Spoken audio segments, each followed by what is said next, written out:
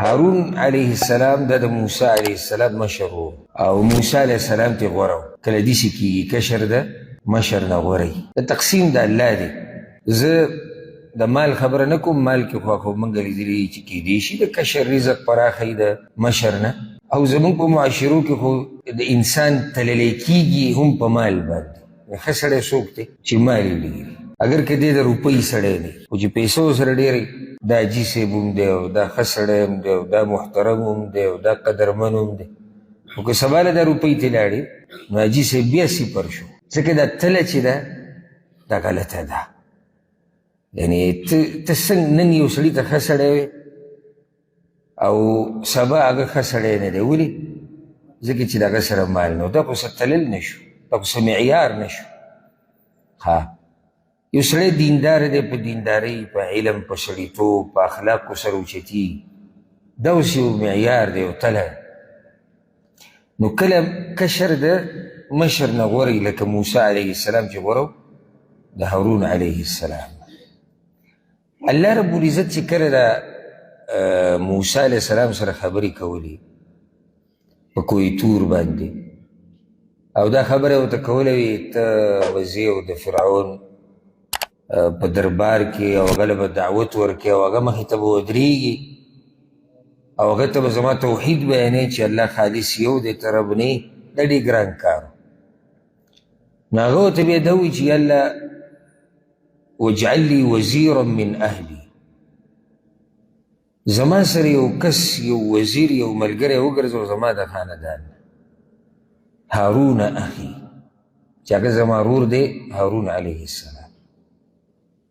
اوس زما دې خبرې ته به غوږ کښېږدي، یو خو هغه دا ووایي، دویم ځکه الله وایي هغه ووایي واخي هارون هو افصح مني، یا الله زما ورور چې دی که نه هارون علیه السلام هغه په خبرو کې زما نه زیات فصاحت لري، د هغه د خبرو انداز زما دې نه اوچت دی.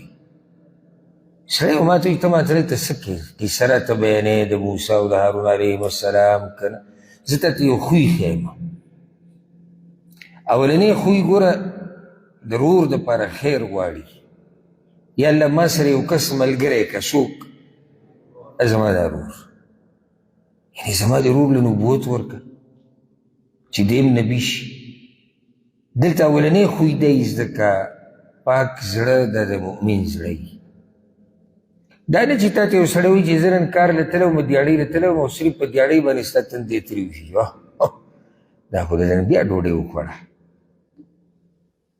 دا خو دی بیا نن دمه دی، کور مې جوړ کړو، دا خو د بچو سرې په سوري لاندې شو، داسې چلو شو، دا خو دی په عزت شو، دا خو دی الله د ذلت نه وساتو.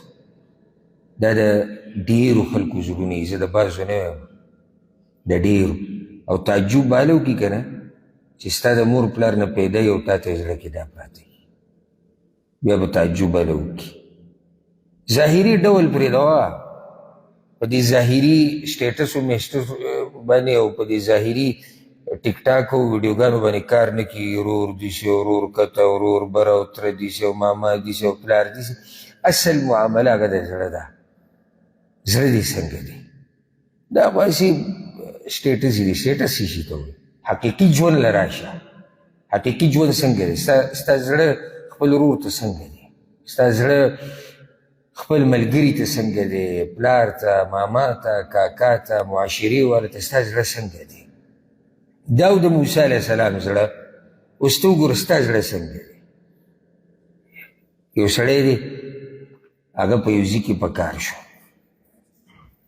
او الله رب العزت پې رحم وکړو، درک د رزق یې ولګېدو او هغه ورته تاله به دا درکړو تاله به دا درکړو تاله به دا، ده پکې دا ووایي زما یو ملګری هم دی که هغه پکې په کار کوي. دا هغه زړه دی چې د مؤمن خیرخوا زړه دی او دا دله زه لیکل در کوم د الله په کور کې او دا خبره یاده کړه، دا انسان چرته به هم نه خرابېږي. ځکه چې چا چې د مسلمان دپاره خیرخواهي لټولې ده که نه، رب په دنیا او په آخرت کې هغه عزتمند ساتلی دی، هغه اوچت ساتلی دی، هغه یې په حیا او په عزت کې ساتلی دی. او چا چې د مسلمان د رغړولو کوشش کړی او کوشش یې کړی چې د مسلمان ذلیله شي. هغه حدیث مو تاسو ته یاد دي که نه؟ رسول صلی الله علیه وسلم ووایي څوک چې د مسلمان نه پرده اوچتوي، څوک چې د مسلمان نه پرده اوچتوي، حدیث کې دي څوک چې تتبع کوي د عورات المسلمین، عورات مطلب عزتونه د مسلمانانو هغه لټوي او د هغې نه پرده اوچتوي. څنګه پرده اوچتوي؟ کوشش کوي چې زه یې وشرموم. رسول صلی الله علیه وسلم وایي الله رب العزت په د ده نه پرده اوچته کړي د ده د کور په منځ کې، د ده نه پرده اوچته کړي په کوم ځای کې؟ کور په منځ کې. مطلب دی چا ته به وشرمېږي؟ خپلې ښځې ته، خپلو بچو ته، مور پلار ته، خپلو خلکو ته به الله وشرموي. ولې؟ ځکه چې د نورو نه پردې اوچته وکړي. که ته دې سوچ کې که نه چې زه د بل چا دپاره شر غواړم او ما ته به خیر را رسي همیشه، نو بس ستا په دماغو کې ډش شوی دی. او که ته دې سوچ کې چې زه که هر څه وکړمه هغه څه خبره نه ده، خو بل به هغه څه کوي چې هغه مناسب وي او هغه اوچت خو وي، دا ستا غلط سوچ دی. ته چې څه کوې به درسره کېږي. یو زړه دا دی یاره وي زموږ یو ورور دی که هغه هم ځان سره په کار کوي، ډېر تکړه سړی دی، ډېر اوچت سړی دی، هغه ته ځان سره ولګوي او ته صحیح دی. څومره خیر والی انسان دی چې د ده په ذریعه د یو کور چوله چلېږي، څومره خیر واله دی.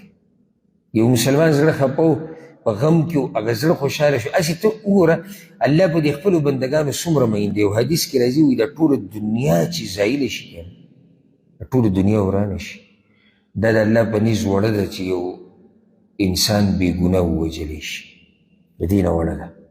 ټوله دنیا دې ختمه شي، دا د الله په نیز غټه خبره نه ده د دې نه چې یو انسان دې بې ګناه ووژلی شي. دلیل دی چې الله په دې خپلو بندګانو ډېر مین دی.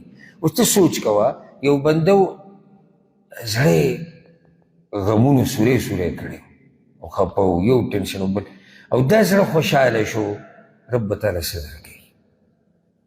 زه اکثر ملګرو ته وایم، زه ورته وایم بني اسرائیلو کې چې هغه زیناکاره ښځه وه سپي له اوبه ورکړې وې، الله چېرته بوتله؟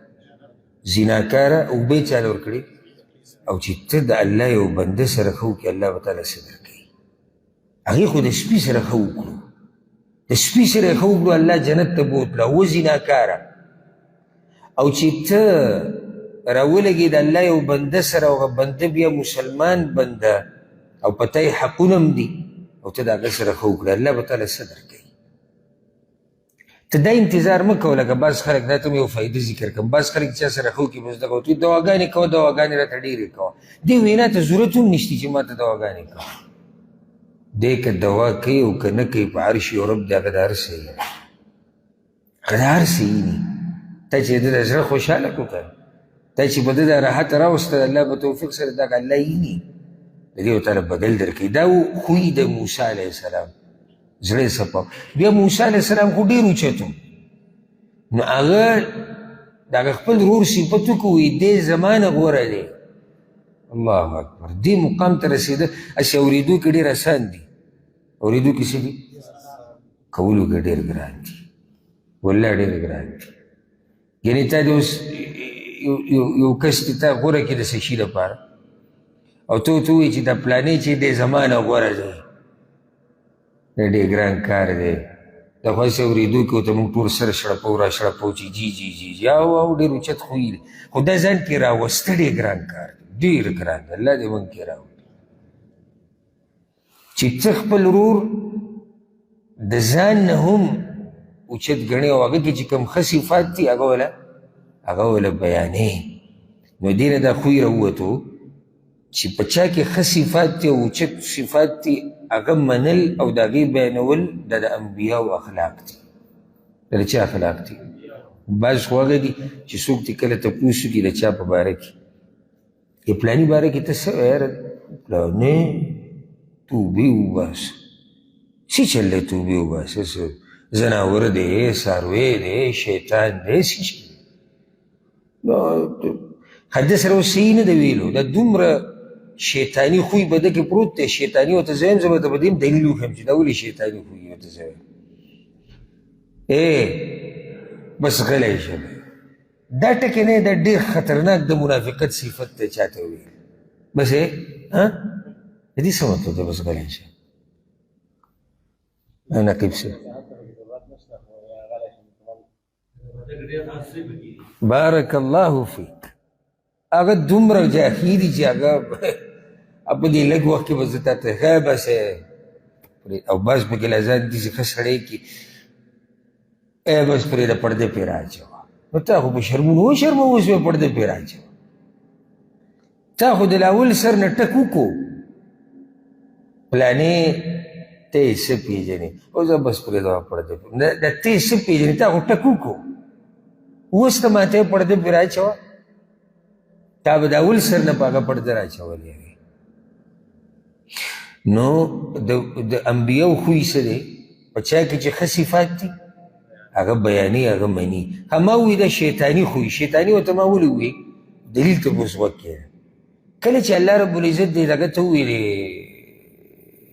ابلیس ته، ملایکو ته ووایي سجده ولګوئ او ابلیس پکې و. الله وایي ټولو سجده ولګوله الا ابلیس، سوی د ابلیس نه ابا واستکبر، انکار یې وکړو، تکبر یې وکړو. په بل ځای کې الله وایي ده وایي چې قال انا خیر من، زه د ده نه غوره یم. خیال دې دی که نه؟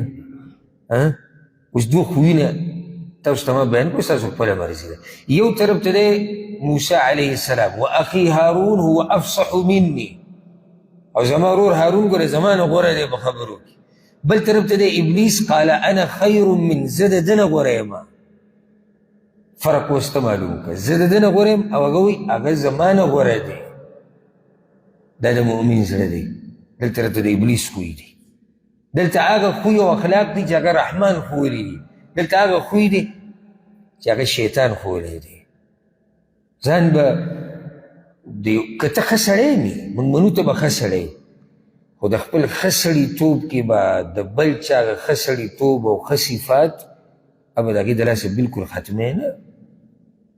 پلانې څنګه سړی دی، ښه صفات پکې شته، ښه صفا وایه په ده کې دا صفات دي، د کې دا صفت ښه دی، د کې دا صفت ښه دی، د کې دا ښه تا نه ښه دی، وایي زموږ نه ښه دی.